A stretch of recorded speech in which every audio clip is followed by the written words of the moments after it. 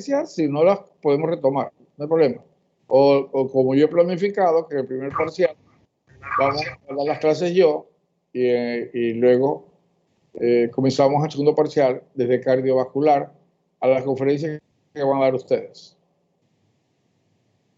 La segunda opción, doctor, o sea, desde el segundo parcial yo considero. A ver, y otra cosa que yo quiero, que les recomiendo, aseguren la nota en el primer parcial. En el segundo va a ser bien complicado. Bueno, puedes sacar las notas, pero si dejas para el último, ahí es cuando los alumnos por un punto se están quedando. Yo me acuerdo de un alumno que el primer parcial estaba tirado de relajo. Era hijo de una amiga mía, compañera mía del doctorado. Y se buscó una enamorada ahí y le entró el bicho del enamoramiento y estaban pero lindas los dos de luna de miel. Creo que sacó 4 en el primer parcial, algo así. En el segundo parcial, ese muchacho me sacó 10. 10, como que se asustó ya. Yo hablé con la mamá. Pero con el profesor.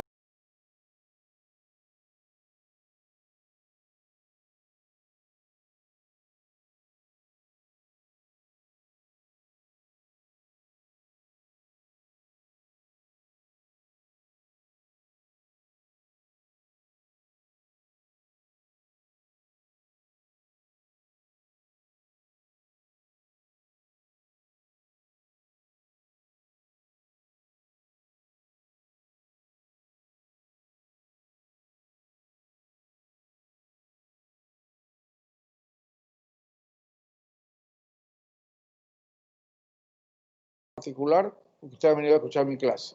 Vamos a hablar ahora de lo que no han estudiado, que son los fármacos de inhibidores de la síntesis proteica. Y es lo que se deben saber. Cuando yo hago las preguntas, Banchón, así hago las preguntas en el examen, cuidadito.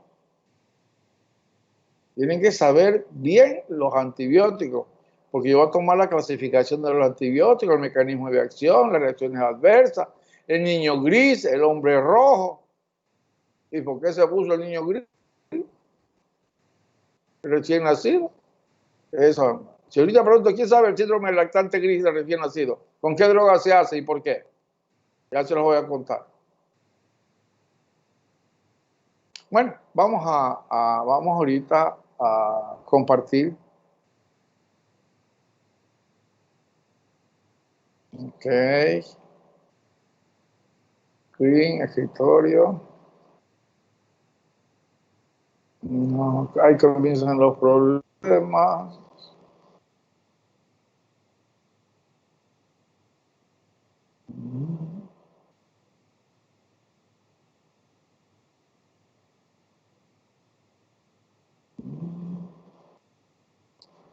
No. No se olvide de la grabación, doctor. ¿Perdón? Que no se olvide de grabar, por favor. Ya, pero déjame, minimizamos esto, quiero esa pantalla. ¿Sí se está viendo? Sí, doctor. Sí. Sí, doctor, sí se ve. Inhibidores de la síntesis proteica, ¿no? Sí. Ya, entonces vamos a grabar. Ok.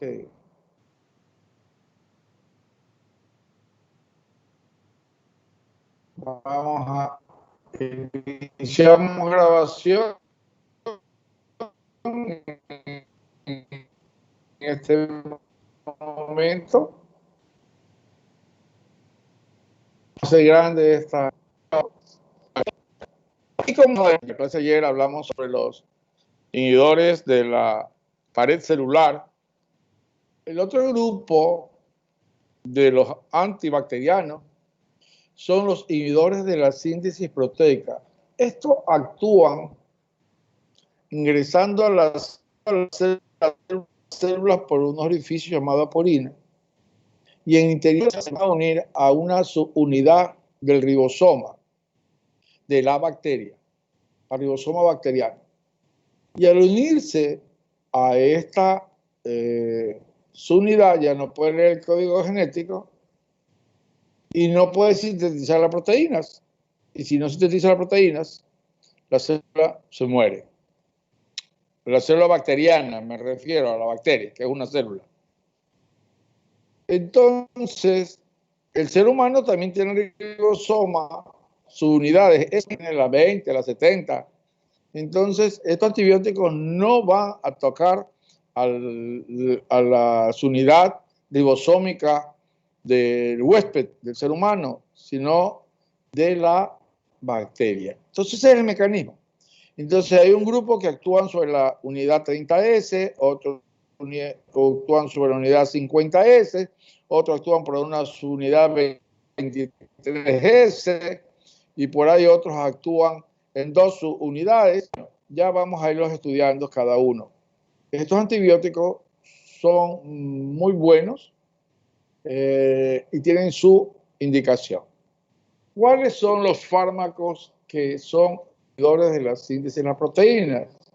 Las tetraciclinas, que les preguntaba, las gliciclinas, los aminoglucósidos, que le preguntaba en Chon, los macrólidos y cetólidos,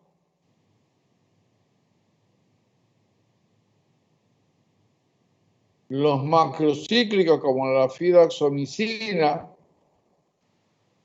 las lincosamidas como la clindamicina, la oxasolidinonas como la linesolida,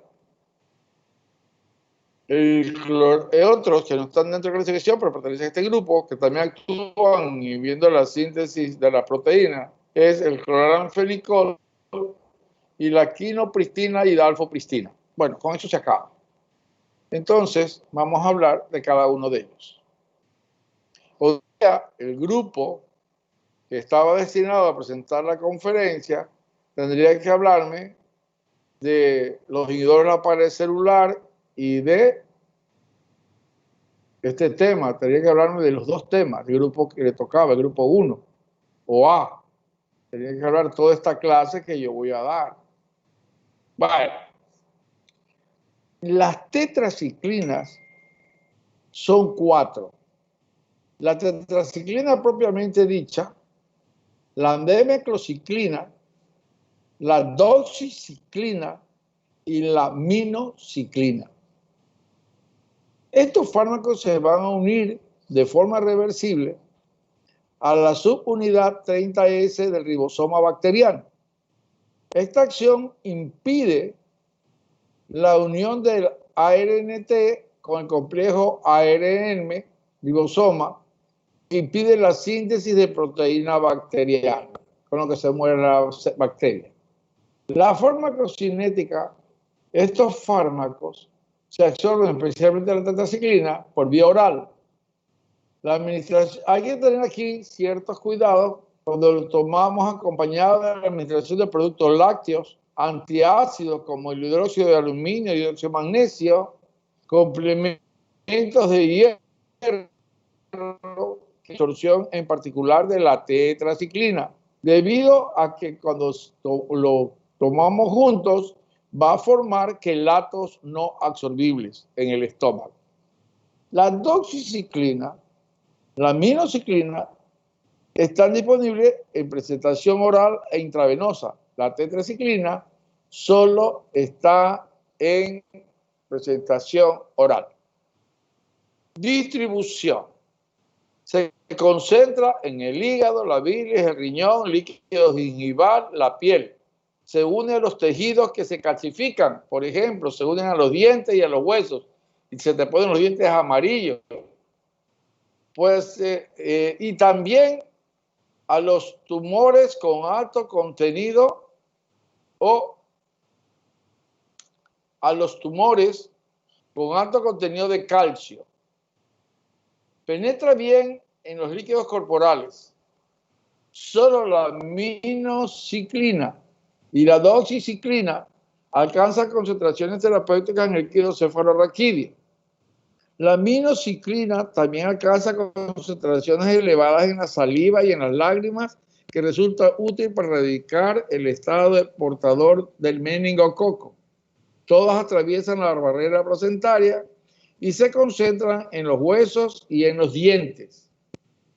Eliminación o excreción. La tetraciclina y la doxiciclina no se metabolizan en el hígado y se eliminan sin cambio por orina. La aminociclina se somete a metabolismo hepático y se elimina en menor grado por vía renal. Resistencia. Puede ser por una bomba de salida que saca el medicamento de la bacteria, puede ser una activación enzimática del medicamento o producción de proteínas bacterianas que impiden la unión con de la tetraciclina con el ribosoma. Espectro bacteriano. Tienen actividad sobre el bacilo anthracis, sobre el bacilo gram negativo, Brucella, Vibrio cholerae, Yersinia pestis. Anaerobio, Clostridium tetani, Clostridium perfringens, espiroquetas, Borrelia burgdorferi, Leptospira interroga, micoplasma pneumoniae, clamidias, las clamidias y otros como la Rickettsia rickettsii. Reacciones adversas, molestias gástricas, efectos que podemos ver con estos fármacos, también los efectos de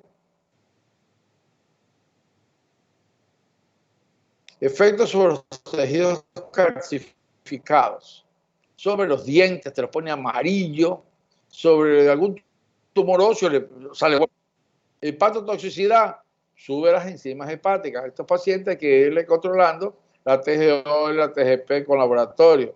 Fototoxicidad en la exposición a los rayos ultravioleta al sol. Están tomando tetraciclina, no deben exponerse al sol.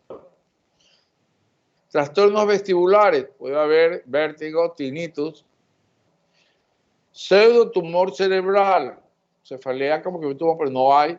Complicaciones en las embarazadas, en la lactancia y en niños menores de 8 años.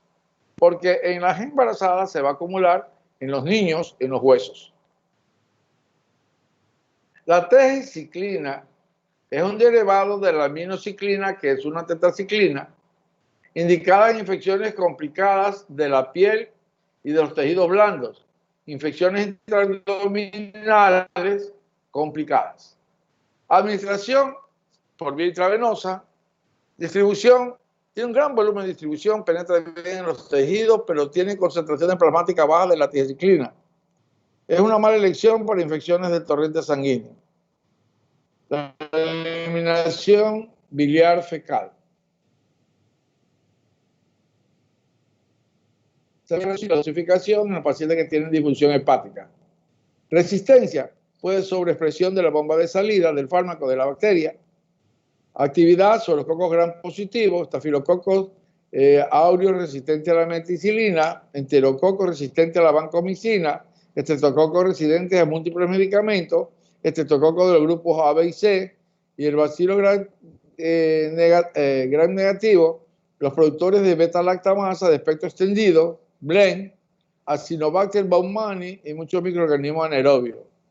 No es activa contra la Morganella, Proteus, Providencia y Pseudomonas.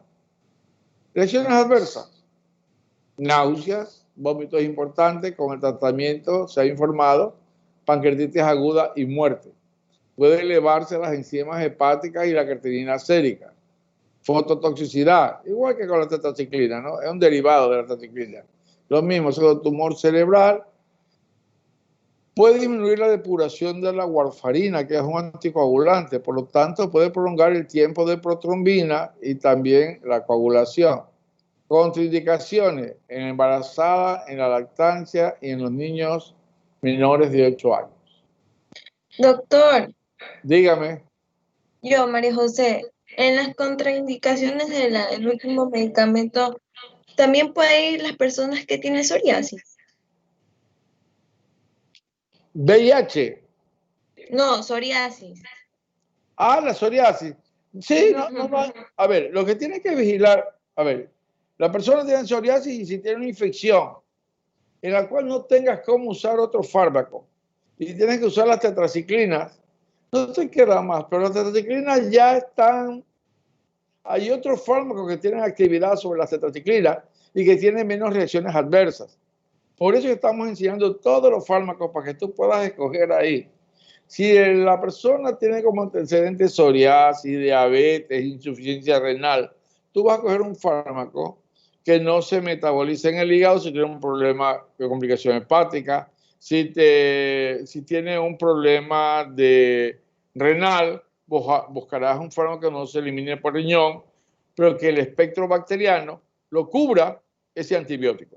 Entonces, en lo que estoy haciendo ahorita, que esto lo van a aplicar cuando ustedes ya lo vean en terapéutica, lo que estoy haciendo ahorita es que conozcan todos los fármacos, el espectro bacteriano, es decir, sobre qué bacterias actúan, las reacciones adversas y las contraindicaciones. No tanto me estoy metiendo en las comorbilidades, porque eso ya es parte de terapéutica o medicina interna.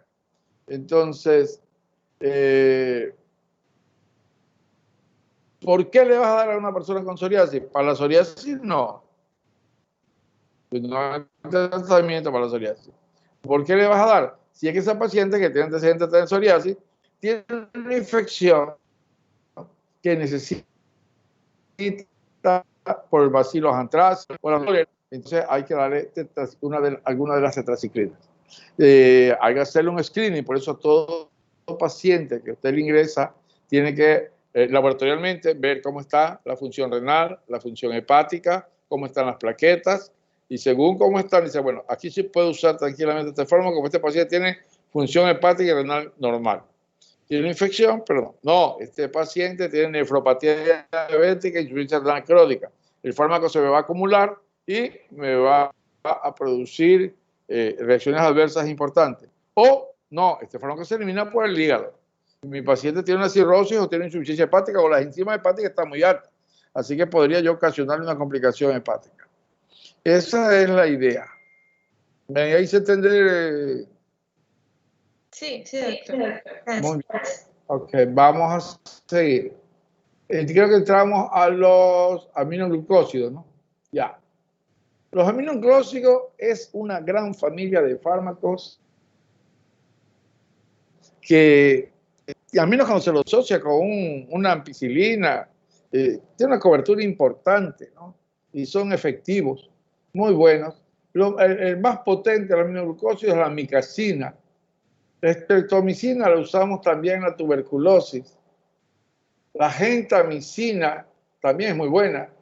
La neomicina, casi por las reacciones adversas que produce y la alta nefrotoxicidad, solo se la utiliza en cremas, en ungüentos, en tratamiento tópico o también en los pacientes que queremos esterilizar antes que vayan a ser intervenidos quirúrgicamente del colon para que se pueda esterilizar el intestino, ya que este fármaco no se absorbe. Ya, la tobramicina, muy buena, se utiliza también para fármacos oftálmicos, también la gentamicina para medicamentos por vía oftálmica. Vamos a hablar sobre la farmacodinamia de los aminoglucósidos. Igual, dentro de la célula, estos se unen en la unidad 30S, donde interfieren en el acoplamiento del aparato ribosómico funcional, ocasionando que las unidades 30S, el ribosoma completo, lea de modo erróneo el código genético. Por lo general son bacteriostáticos, no obstante, los aminoglucósidos son singulares porque son bactericidas. Por lo general, todos estos fármacos son bacteriostáticos, pero los aminoglucósidos, dependiendo de la concentración, de la dosis, son bactericidas. Aquí dice que el efecto bactericida es dependiente de la concentración. La eficacia depende de la concentración máxima del medicamento por arriba de la concentración inhibitoria mínima del microorganismo. Pero también interesante con los aminoglucósidos porque ha tenido una evolución. Antes yo me acuerdo que yo prescribía un aminoglucósido cada 12 horas, ¿no? Inclusive podía prescribirse cada 8 horas. Los aminoglucósidos no se pueden prescribir más de 7 días porque produce ototoxicidad y nefrotoxicidad. Entonces, ahora se ha descubierto, ya con los estudios, de que el fármaco, ¿no?, tiene un efecto, acá. El microorganismo también presenta efectos post-antibióticos. Qué interesante. Un efecto post-antibiótico que consiste en la supresión bacteriana continua después de que la concentración del medicamento, ¿no?, caen por debajo de la concentración inhibidor mínima, entre mayor sea la dosis. ¿Ya? Por ejemplo, si yo utilizaba 80 miligramos de gentamicina cada 8 horas o cada 12 horas, ahora yo le doy 160 miligramos una sola vez al día. Aumenté la concentración. Por si acaso al siguiente día el paciente, por alguna razón, se demoró a la farmacia, no pudo comprar inmediatamente el fármaco y le tocaba a las 8 de la mañana y se tenía que poner a las 2 de la tarde, tiene efecto post-antibiótico. Es decir, después de la concentración inhibitoria mínima, todavía tiene efecto sobre las bacterias. No sé si me he hecho entender. Ahora se recurre a la extensión del intervalo de dosificación una sola vez al día, en lugar de administrar dosis dividida. Esto disminuye el riesgo de nefrotoxicidad. Entonces ya damos 160 miligramos cada día, una sola dosis en la mañana, por ejemplo, y ya no 2 veces al día o 3 veces al día. Farmacocinética, absorción. Todos los aminoglicósidos, todos, excepto la neomicina, dormido haciendo esto, deben administrarse por vía parenteral para alcanzar concentraciones séricas apropiadas. Todos son. Solo la neomicina que estamos hablando es por vía intravenosa. ¿Por qué no se la utiliza la neomicina, un preparado por vía parenteral? No, porque si se administra por vía parenteral, produce nefrotoxicidad grave. Entonces se aplica en forma tópica con las cremas para la piel. Por ejemplo, había un fármaco que se llamaba Beonovate con neomicil. Infecciones cutáneas u oral para la preparación del intestino antes de una intervención quirúrgica colorectal. Distribución. Por su hidrofilia, las concentraciones tisulares pueden ser subterapéuticas y la penetración en casi todos los líquidos es variable. Las concentraciones en líquidos cefalorraquídeos son insuficientes, aunque en presencia de inflamación meningia para la infección del sistema nervioso puede recurrir a la vía intratecal. A ver, por ejemplo, yo tengo una infección que es específica, sensible a cualquiera de los aminoglucósidos, puede ser la gentamicina o la micacina. Pero si le pongo vía parenteral, intramuscular, intravenoso, no va a llegar al sistema nervioso. Si quiero que actúe, entonces yo tengo que poner la intratecal, puede ir atravesando la teca, las membranas meningias. Todos los aminoglucósidos cruzan la barrera placentaria, entonces hay que tener mucho cuidado si la mujer está embarazada, ¿no? Entonces no, está contraindicado porque puede acumularse en el plasma fetal, en el líquido amniótico y producir la ototoxicidad o la nefrotoxicidad en el feto. Eliminación secreta sin cambio por orina. La dosis debe modificarse en los pacientes que tienen insuficiencia renal. No es que no le vas a dar porque tiene insuficiencia renal, pero ya vas a estudiar más adelante en medicina interna o en semiología, creo que en medicina interna, cómo se hace un cálculo de clearance de la creatinina para dosificar los aminoglucósidos. Y ya no vas a dar 180 cada día, sino cada 2 días, ¿no?, dependiendo el clearance de creatinina, que es el estudio de la función renal. Luego tenemos las resistencias. Las resistencias bacterianas también pueden ser por la bomba de salida del medicamento de la bacteria, por disminución de la captación del medicamento, por alguna anomalía a través de las enzimas que se unan al ribosoma, a la subunidad del ribosoma, modificación o inactivación de la síntesis de enzimas relacionada con los plásmidos. Espectro bacteriano tiene una gran actividad sobre el Enterococcus, la puedes asociar a gentamicina con ampicilina, y va muy bien. sobre Streptococcus galacteae, puede asociar gentamicina más ampicilina, bacilos gram negativos, la brucela, la francisella, la klebsiella, la pseudomonas aeruginosa y la Yersinia pestis. Reacciones adversas, ototoxicidad que puede ser irreversible pasada los 7 días de administrar el fármaco. La nefrotoxicidad también puede tener una actividad de parálisis neuromuscular. Por ejemplo, hay que tener cuidado en los pacientes que tienen miastenia gravis o en los pacientes que están anestesiados con relajantes, en postoperatorio, por ejemplo, si no ha depurado, si no ha botado todo. Y las dosis altas también pueden causar relajación muscular con dificultad respiratoria, que tiene que ponerle a revertirle rápido con neostigmina. Las reacciones alérgicas, como la dermatitis de contacto, se ha visto más con las aplicaciones tópicas de la neomicina. Yo no he visto en lo personal reacciones alérgicas con gentamicina, ni amicacina, y ahí faltan algunas otras, ¿no?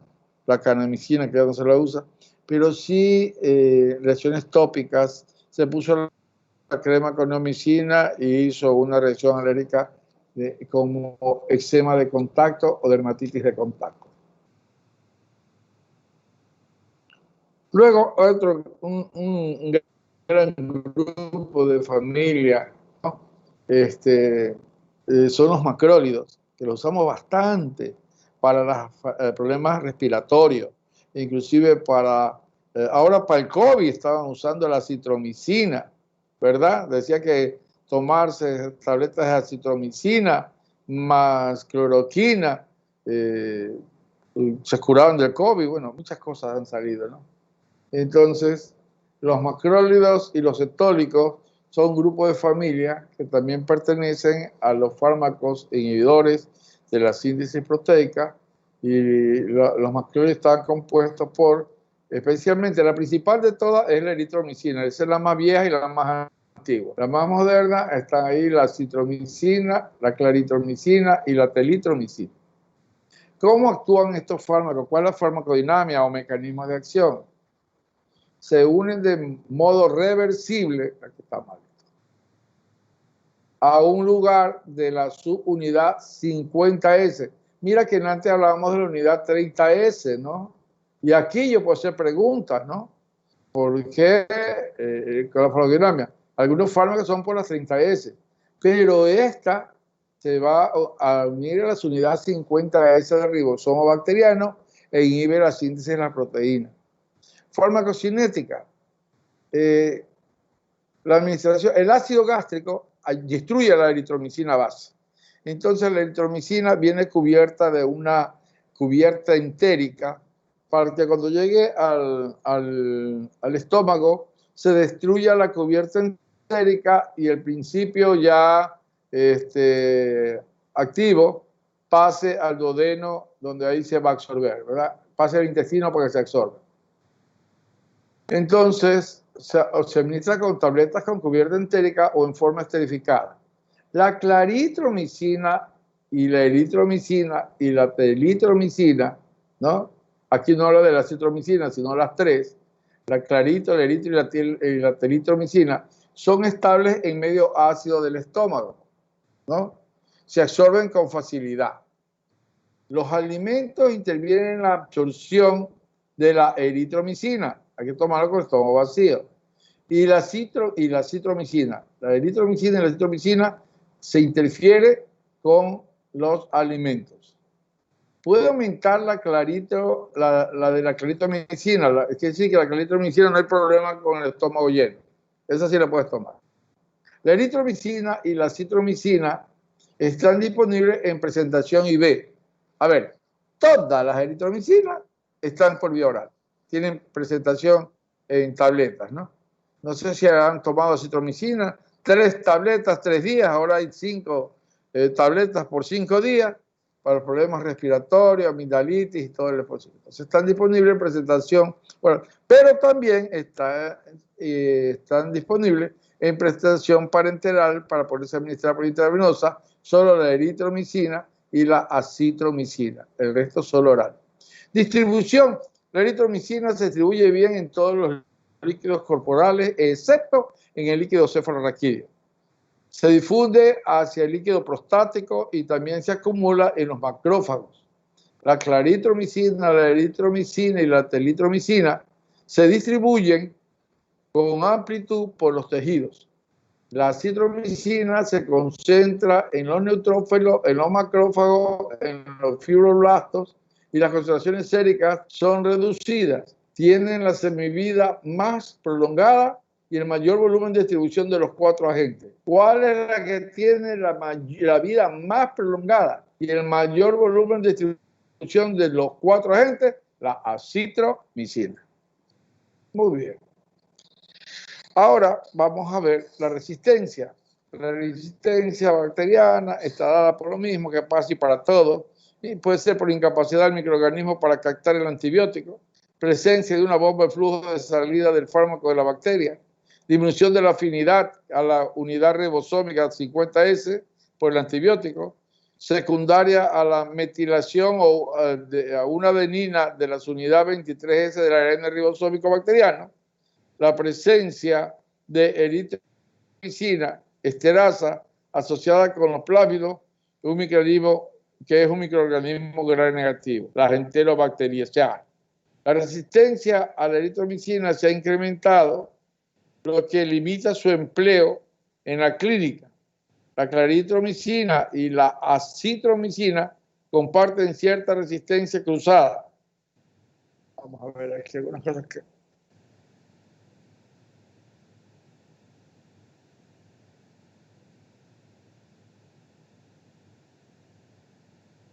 Ya lo hice esto ya de madrugada y ya estaba yo más dormido que despierto.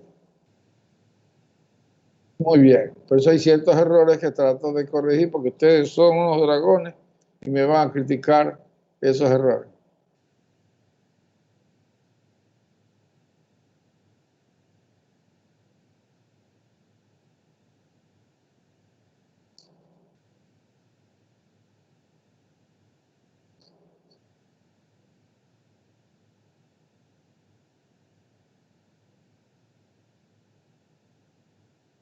Muy bien. Luego vamos a ver acá el espectro bacteriano. Los macrólidos. Los macrólidos se pueden dar muchas veces en los pacientes que son alérgicos a la penicilina, porque no tienen alergia cruzada con la penicilina, sin embargo tienen el mismo espectro bacteriano, lo que se refiere a cocos gram positivos. Imagínate, actúa sobre Staphylococcus aureus, Streptococcus pneumoniae, Streptococcus pyogenes. Bacillus gram negativo, el Corynebacterium dicteriae, que también la penicilina tiene actividad. Los cocos gram negativos, también sobre la Neisseria gonorrhoeae, la Moracella catarrhalis. Bacillus gram negativo, Bordetella pertussis, Campylobacter jejuni, Haemophilus influenzae, Legionella pneumonia, Spiroqueta, Clostridium pallidum, que es una alternativa para la sífilis, el Mycoplasma pneumoniae, Ureoplasma urealítico, la Chlamydia pneumoniae, la Chlamydia psittacis y la Trachomatis. Reacciones adversas, molestias gástricas y mortalidad. La dosis alta de, bueno, la eritromicina a dosis alta puede producir molestias gástricas e inclusive muerta por contracciones del músculo liso, induce movimientos gástricos. Por eso a este fármaco se lo conoce como procinético, ¿no? Esta reacción adversa la utilizamos muchas veces como una acción terapéutica en aquellos pacientes que tienen una gastroparesia después de la cirugía, que no vacían bien el estómago, entonces le damos un poquito de eritromicina, el paciente va a comenzar a mejorar su motilidad gástrica. Entonces, ¿por qué? Porque este fármaco provoca contracción del músculo liso que induce movimientos del contenido gástrico, que va a vaciarse el duodeno. Un efecto adverso, aquí está, un efecto adverso que algunas veces se usa con fines terapéuticos para tratar la gastroparesia o el hilio en el postoperatorio.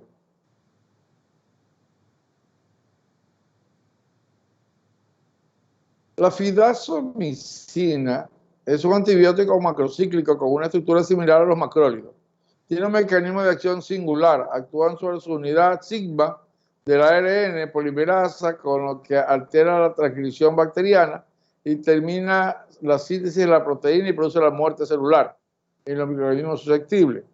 Se administra por vía oral, la absorción mínima y la mayor parte permanece en el tracto gastrointestinal. Esto es ideal para el tratamiento de la infección por Clostridium difficile que tiene lugar en el intestino. Resistencia. No se ha documentado resistencia cruzada contra clases de antibióticos. El espectro bacteriano tiene un espectro muy estrecho que se limita a los aeróbicos y a anaeróbicos, gram positivos. Aunque posee actividad contra los estafilococos, enterococos, utiliza principalmente por su selectividad o su actividad bacteriana contra el Clostridium difficile. Cuando un paciente tenemos por una colitis pseudomembranosa por Clostridium difficile, entonces este es el fármaco, uno de los fármacos indicados. Reacciones adversas, bajo índice de efectos adversos, los más comunes incluyen náusea, vómito, dolor abdominal, angioedema, disnea, prurito. La fidazomicina debe ser administrada con precaución en pacientes con alergia a los macrólidos, porque su riesgo de hipersensibilidad puede ser mayor. La anemia y la neutropenia suelen ser infrecuentes. Entonces, si hay un paciente que desarrolla alergia a los macrólidos, ¿para qué le vas a dar macrocíclico?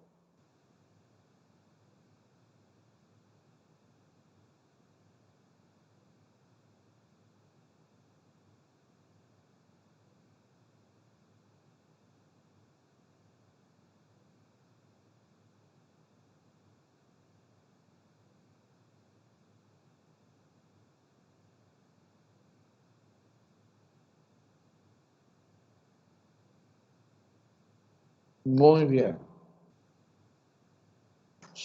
Son las 14 horas.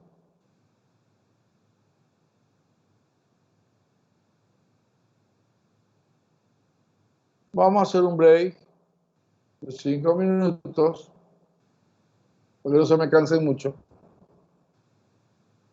Y continuamos con los fármacos que faltan. ¿Ok? Entonces, siempre a la hora, 5 minutos antes de entrar a la siguiente hora, vayan a hacer baños, tomar su cafecito. Ya no se preocupen que ya están invitados todos. Lo van a tomar en su casa.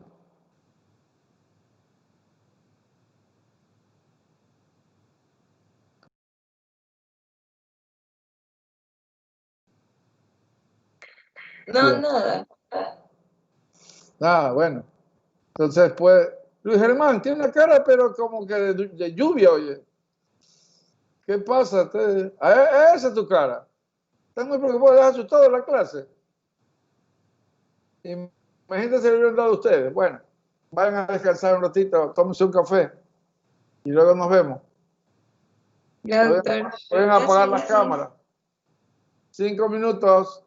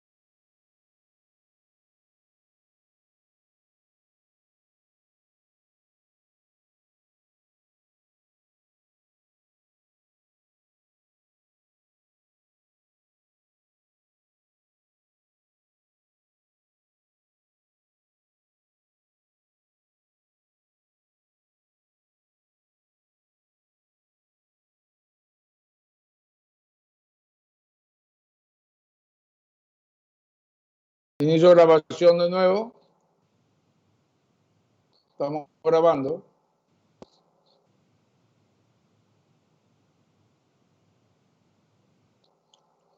María José, ¿se ve bien lo que estamos compartiendo? Sí, doctor. Muy bien, gracias.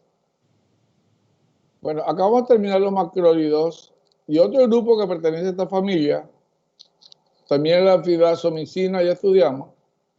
Tenemos la liconsamidas, ¿no? Entre estas, un fármaco muy bueno, importante, una gran alternativa en las infecciones, es la clindamicina.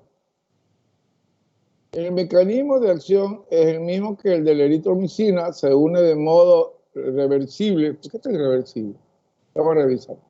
A un lugar de las unidades 50S del ribosoma bacteriano e inhibe la síntesis de la proteína. Farmacocinética. Se le puede administrar por vía intravenosa o por vía oral. La administración oral está limitada, ¿no?, por la intolerancia gástrica. Distribución. Se distribuye bien en todos los líquidos corporales y el hueso, pero muestra poca penetración en el líquido cefalorraquídeo. Metabolismo. Se somete a extenso metabolismo oxidativo hasta la formulación de productos inactivos. Secreta por la bilis y se elimina también en baja cantidad por la vía urinaria. Limita su utilidad para la clínica, para la infección de vías urinarias.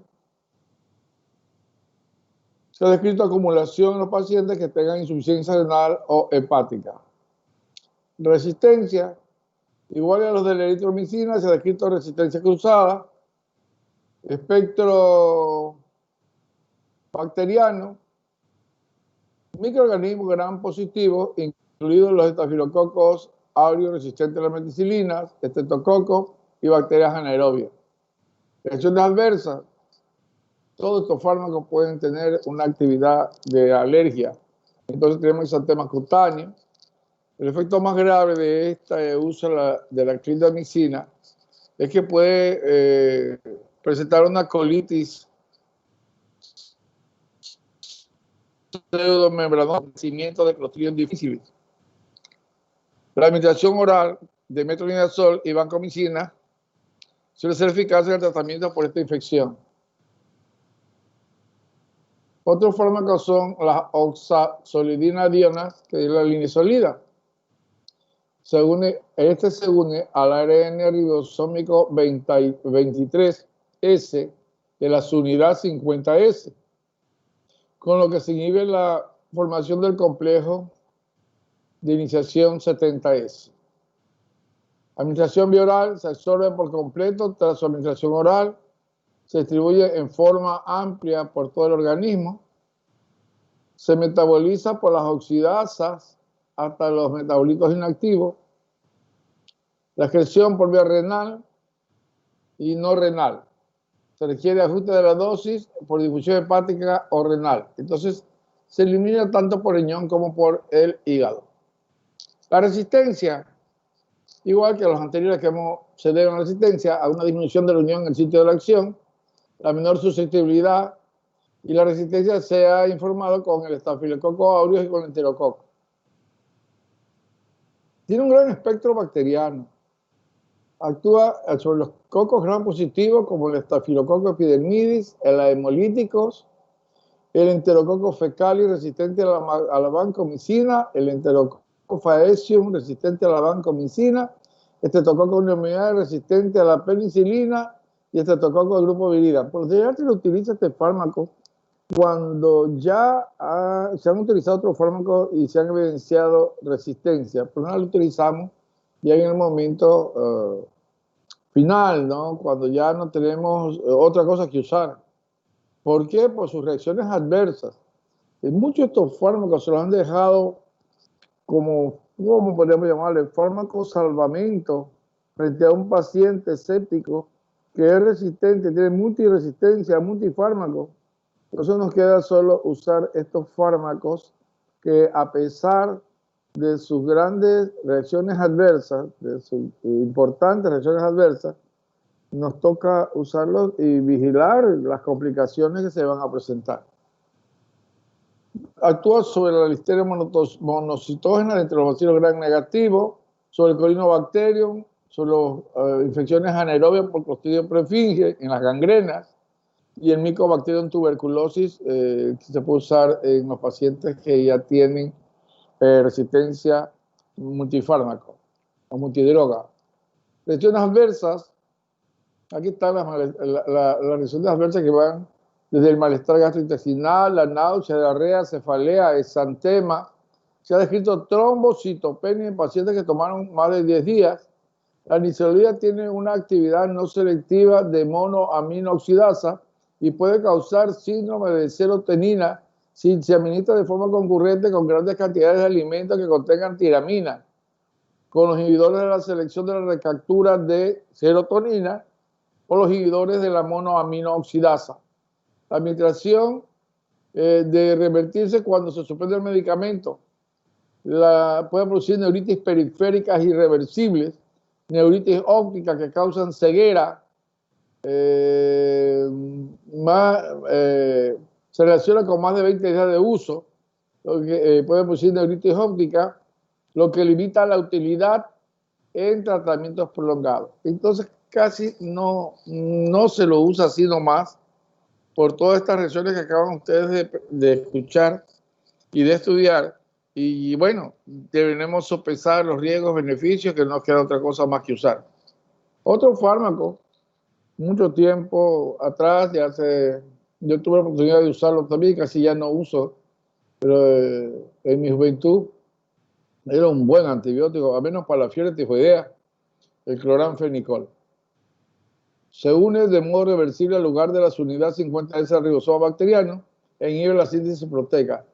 Este fármaco se administra por vía intravenosa. Había unos compuestos orales antes, muchos años atrás.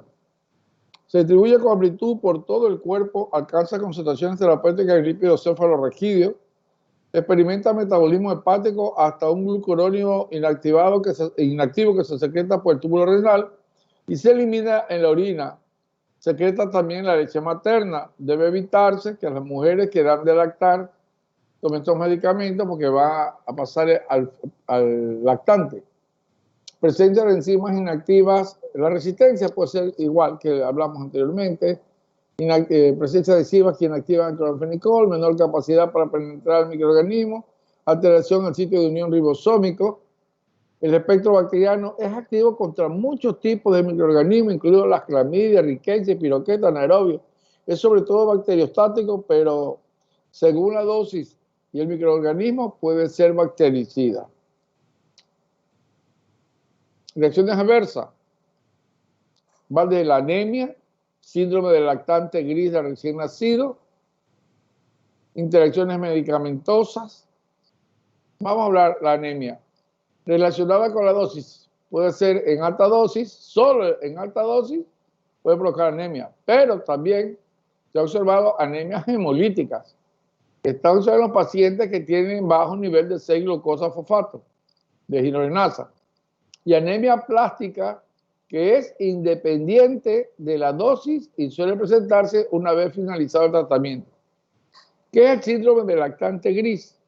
Los recién nacidos poseen una capacidad muy reducida para glucuronidar el antibiótico y una función renal poco desarrollada. Por lo tanto, tiene una menor capacidad para excretar el medicamento, que se acumula hasta alcanzar concentraciones que interfieren con la función de los ribosomas mitocondriales. Esto genera dificultades para la alimentación, depresión respiratoria, colapso cardiovascular, cianosis y muerte.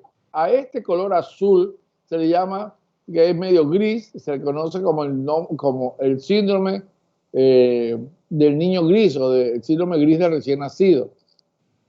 Los adultos que reciben dosis altas también pueden sufrir este efecto tóxico, ¿no? Y la otra reacción adversa son las interacciones medicamentosas que tiene este producto con otros medicamentos. El cloranfenicol, imagínate, él inhibe algunas de las oxidasas hepáticas de función mixta, ¿no? del citocromo por 450, por lo tanto bloquea el metabolismo de medicamentos como la warfarina, la fenitoína, con lo que las concentraciones aumentan sus efectos en potencia. Me preocupa mucho la warfarina, que es un anticoagulante, que al darlo con este fármaco, que ten mucho cuidado, porque puede competir con las enzimas que van a metabolizar, no las metaboliza y tu paciente te va a sangrar. Luego tenemos un último fármaco que es la asociación de dos fármacos, es una mezcla de dos estreptogarminas. Se llama la quinopristina y la dalfopristina. Es una mezcla de dos estreptogarminas. Por sus importantes efectos adversos, suele reservarse solo para infecciones por Streptococcus faecium. Más para esta infección, pero aquel paciente que esté infectado por Enterococcus faecium, que es ya resistente a la vancomicina y en ausencia de otras opciones terapéuticas. Es decir, está con Enterococcus faecium y no hay que darle, porque ya le dimos todo y es resistente a todo. Entonces yo ahí entraría con quinotiprina y dalfopristina. Cada componente de esta combinación se une en el lugar diferente a la unidad 50S del ribosoma. Acuerda que son dos fármacos unidos, ¿no? Por lo tanto, inhibe la síntesis de la proteína. Se administra y se inyecta por vía intravenosa. Distribución es útil para los microorganismos intracelulares por su excelente penetración en el interior de los macrófagos y neutróficos. Las concentraciones en el líquido cefalorraquídeo son bajas. La resistencia ribosómica que metila el sitio del ARN ribosómico 23S bacteriano blanco que puede interferir con la unión de la quinopristina. En algunos casos, la modificación enzimática cambia la acción bactericida bacteriostática. Acetiltransferasa relacionada con los plasminas inactivas de la dalfopristina. Y una bomba de salida también puede disminuir las concentraciones del antibiótico en la bacteria. Las reacciones, el espectro bacteriano, Coccus gram positivo, resistente a otros antibióticos, Enterococcus faecium, resistente a la vancomicina y el Enterococcus fecalis.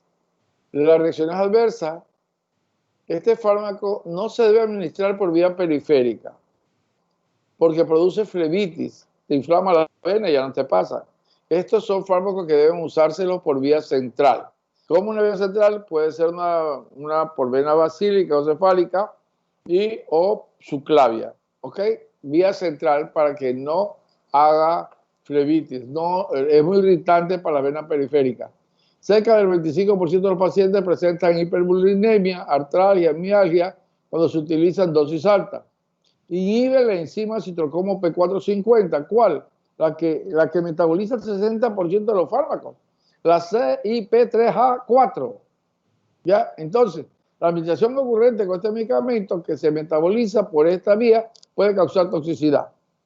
En casi todos los medicamentos. Entonces hay que ver qué es lo que estás administrando. Porque si los dos se metabolizan por en su enzima CYP3A4, va a aumentar la toxicidad de este fármaco. Hasta aquí hemos hablado lo que corresponde a la clase del día de hoy. Ahora voy a dejar de compartir para conversar con ustedes. Si hay alguna pregunta sobre la clase. Vamos a dejar de grabar.